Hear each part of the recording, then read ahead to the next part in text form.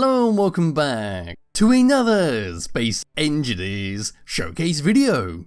In today's video, we're looking at another small block ship. And this one is called the Starrunner LT, which is this lovely thing sitting right behind me. So what this is a civilian ship that features no weapons and a luxurious interior. We also got some interesting functionality with this, such as the thruster pods at the back there can be rotated up how they are like now, or rotated down along onto the side, to make it a lot more easier to park in a tight area. We also got a fancy door at the back, but we'll look at that a bit later.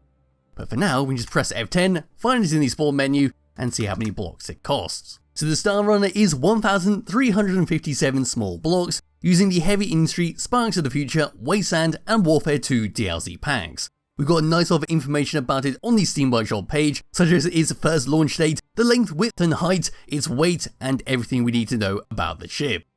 So give this thing a thumbs up, move all around towards the very front, have a quick look around the outside, a quick look at the interior, then we'll fly around for a bit, then we'll test it out in space, and that'll be that. So my character can now bugger off a little bit, there we go. And the very front, this is what we get of the Starrunner LT. So front and centre, what we got is a piston head, along with some barred window blocks with some beam blocks sitting right behind it for some decoration. We also got two wasteland spotlights to light up the darkness, with a lone atmospheric thruster sitting right underneath there, with two ion thrusters right next to it. We also got some lovely dark blue, at least I think that's dark blue, and yellow steel blocks that make up the main body of the ship. If we were to move up just a little bit, that is our main cockpit to fly this thing around. If we was to come around onto the side, this is what we get. So there's all of our dark blue, blackish blocks and yellow blocks.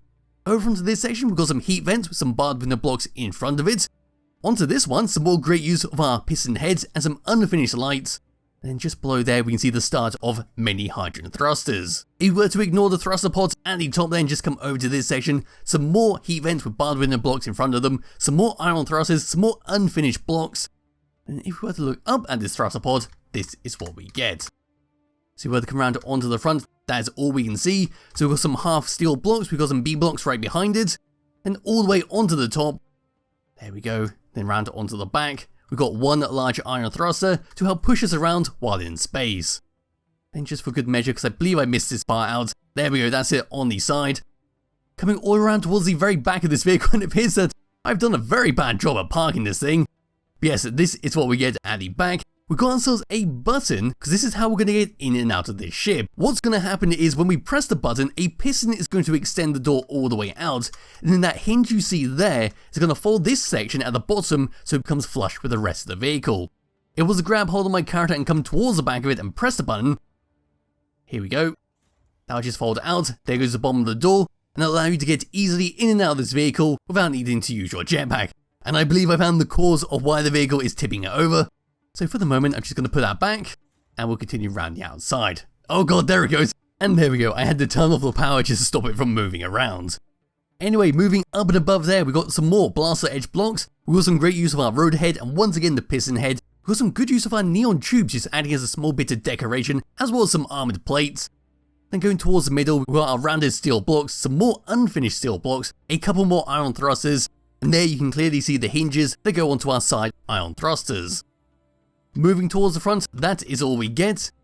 Then at the very front, that's looking down at our two rover cockpits to fly this thing around. Just dropping down and coming underneath it, that is all we can see.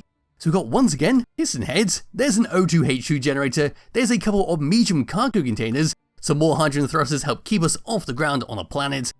And over into this section, a connector to help dock this thing up and refuel it. And then towards the very back there, that is our doorway to get in and out, but it's in its unpowered state. And there we go, that's a very brief look around the outside of the Starrunner LT, and I think it looks bloody fantastic with how it's all been set up.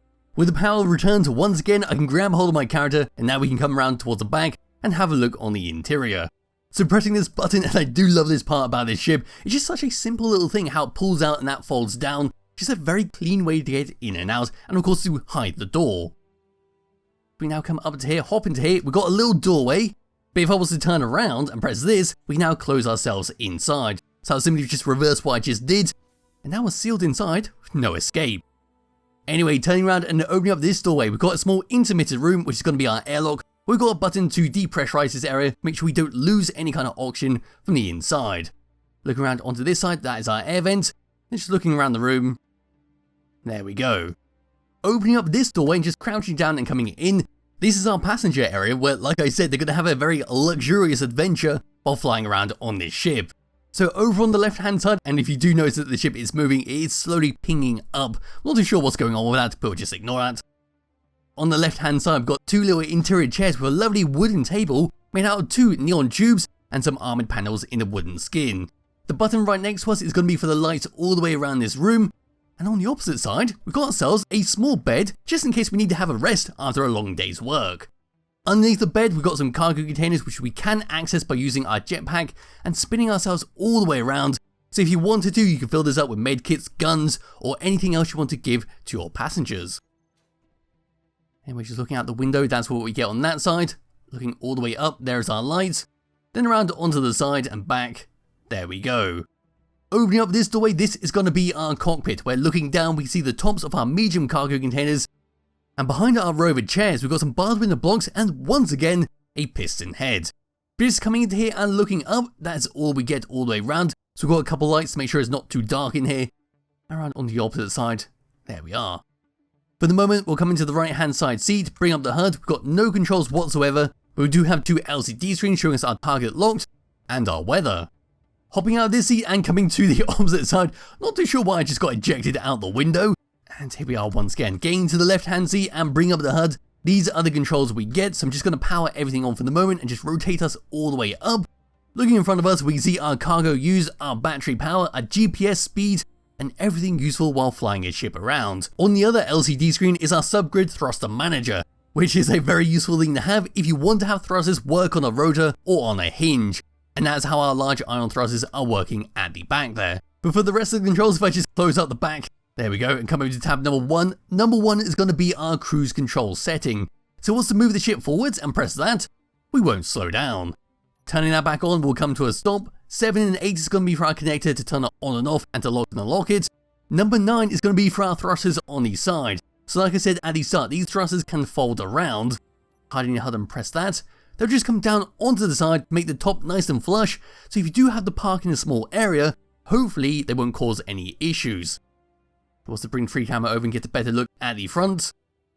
There we go, that's what it looks like. Then just rotating them all the way back how they were. There we go. It's just a nifty little thing to have.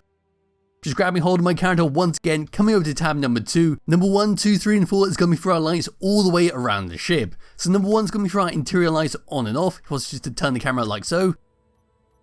Number 2 is going to be for our lights all the way around the exterior of the ships on and off as a master toggle.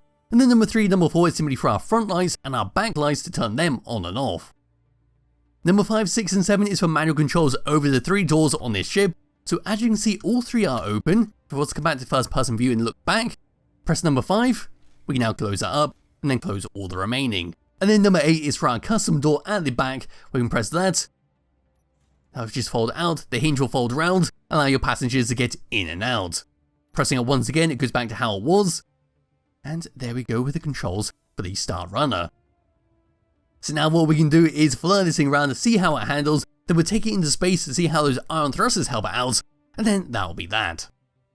So moving forwards, this is what we get. We've got some nice speed thanks to those small hydrogen thrusters at the back there. I'm not too sure if those large ion thrusters are going to be helping out, but there we go. Coming to a stop, that is what we get. We are very, very slow, and we do seem to keep heading downwards towards the ground. Not too sure what's going on with that. That did not happen during my testing video, so it must be something I fiddled around with. As I was saying, coming to a stop is very slow, and I don't think doing a 180 is going to help this thing, so you're just going to have to fly this thing carefully, make sure you don't bump into anything like that tree I just did. Moving left, that's all we get, and then moving right, we are quite slow with that. Moving up, we should be a lot faster than everything else, because of all those thrusters underneath us, which is very much needed while on a planet. And then moving down is going to be gravity-based, unless we're in space. Just wiggling my mouse around, this is what we get. We are surprisingly heavy for such a small ship. It generally suits the size of the ship because you don't want to be too responsive, otherwise your passengers might be a little bit ill while you're flying this thing around. Now what I can do is just scoot this into space, we'll test out how it is, and then that will be that.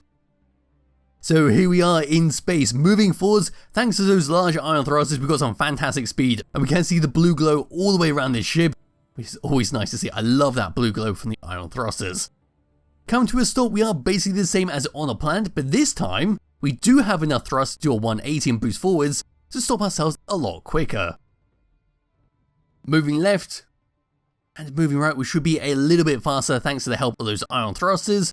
Moving down, we are very, very slow with that, and then moving up is even faster, so there we go. And that is pretty much it for the Starrunner LT. It looks bloody fantastic with how it's all been set up, to the point that I don't really want to crash it. So there'll be a link to it in the description below if you do wish to download and play around for yourself. Highly recommend you do because it is a fantastic looking ship, and it's got some nifty stuff going on with the pistons and hinges. So there'll be a link to it in the description below if you do wish to download and play around for yourself, and I'll be back with another video some point soon. Bye bye.